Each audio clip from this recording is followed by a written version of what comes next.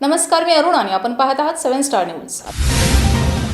वाळवा तालुक्यात रविवारी सायंकाळी वादळी वाऱ्यासह झालेल्या पावसाने जोरदार हजेरी लावली.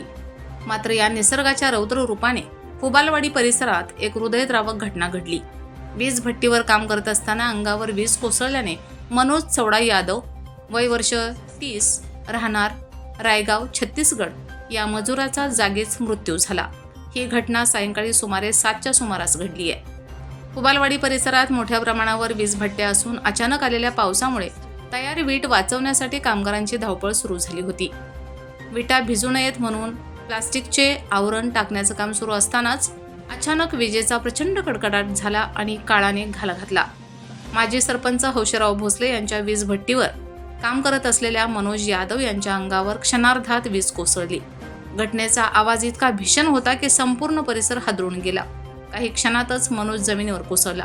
घटनेच्या वेळी वीज भट्टीवर उपस्थित असलेले हौशीराव भोसले, बहेचे माजी सरपंच सुधीर रोकडे तसेच इतर मजूर थोडक्यात बचावले. घटनेनंतर मनोज यादव याला तातडीने उपचारासाठी नेण्याचा प्रयत्न करण्यात आला, मात्र वीज कोसळल्याने त्याचा जागीच मृत्यू झाल्याचं स्पष्ट झालं. या दुर्दैवी घटनेमुळे परिसरात हळहळ व्यक्त केली जात असून कामगार वर्गात भीतीचं वातावरण पसरलंय. Laxman Patil, 7 star news, Ishwarpur.